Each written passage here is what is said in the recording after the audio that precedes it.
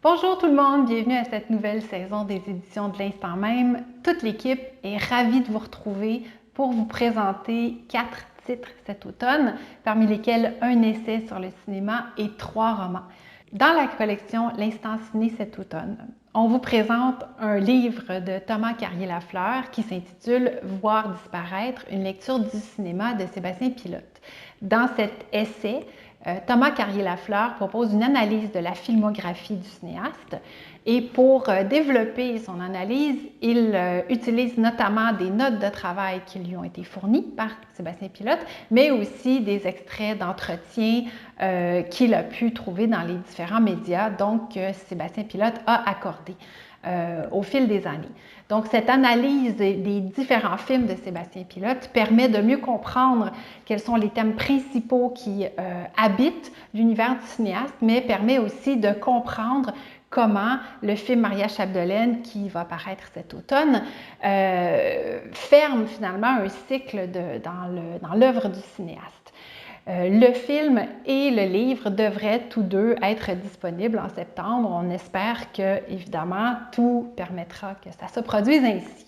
Nous vous présentons cet automne 3 romans. Le premier étant un tout nouveau roman de François Blais, qui est, on s'en doute bien, attendu avec impatience.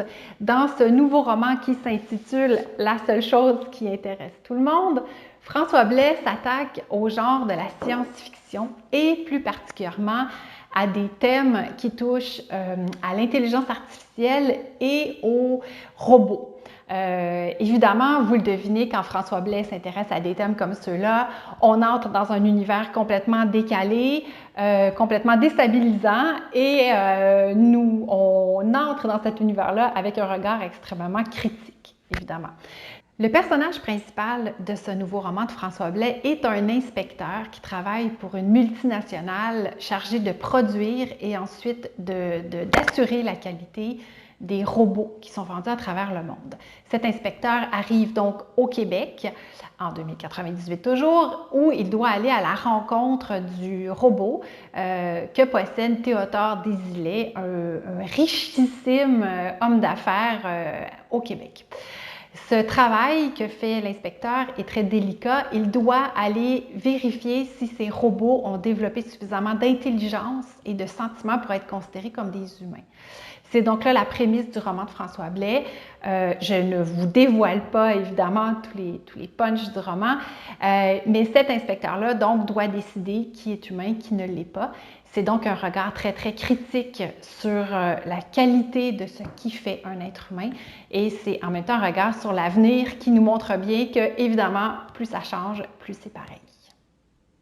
Le deuxième roman de la saison est un roman que nous présente Claude Lacharité, romancier qui enseigne à l'Université du Québec à Rimouski.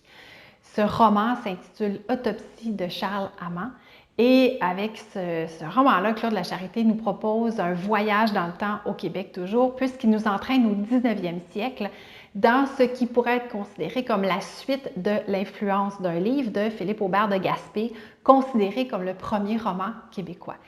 Dans ce livre-là, Claude Lacharité s'amuse à imaginer ce qui se serait produit si Charles Amand, ce paysan alchimiste amateur, avait continué son activité pour qu'un jour on le découvre mort dans sa maison, calciné suite à un incendie.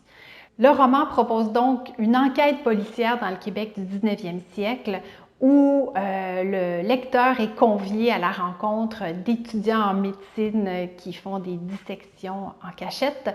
On rencontre aussi une sorcière qui peut lire dans l'avenir et on part à la recherche d'un trésor, peut-être enfoui sur une île. Claude Lacharité s'amuse, on s'amuse avec lui, on entre dans un univers assez peu connu, en fait, assez peu nommé au Québec, celui de la littérature fantastique, et on réalise que finalement, le territoire offre des ressources vraiment extraordinaires pour aller dans ce type de jeu littéraire. On termine notre saison littéraire avec un troisième roman, donc celui d'Isabelle Labattalia qui s'intitule « Filet ».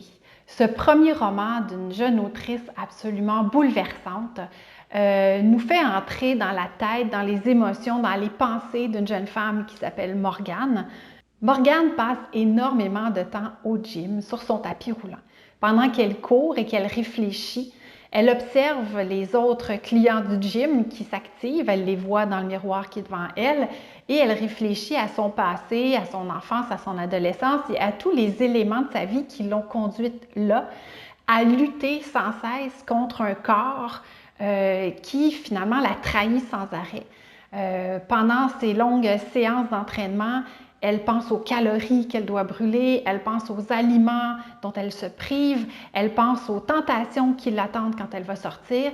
Et donc, dans ce rapport au corps, dans ce rapport aux exigences du féminin, dans toute cette réflexion-là sur ce que ça implique d'être une femme ou une fille, finalement, en Occident, Morgane nous entraîne avec elle dans le récit d'une vie qui se déroule en partie à Rimouski, mais qui pourrait se dérouler n'importe où avec les amis, l'école, les premiers amours, les voyages, les passions. Ce roman d'Isabelle Labattaglia démontre un courage immense de la part de l'autrice, donc, puisqu'il nous confronte à un rapport au corps et un rapport à l'esthétique qui nous entoure, qui nous habite, qui est inconscient, qui est extrêmement violent dans certains cas, mais elle le fait avec une écriture et un style absolument innovant, décoiffant, jamais vu et espérons-le qui saura peut-être vous séduire, mais sûrement vous ébranler. Sur ce, l'équipe de l'instant même vous souhaite un excellent automne, beaucoup de chocolat chaud, de café chaud et espérons-le, des lancements, des salons du livre et des occasions de vous rencontrer et de vous saluer toutes et tous. À bientôt!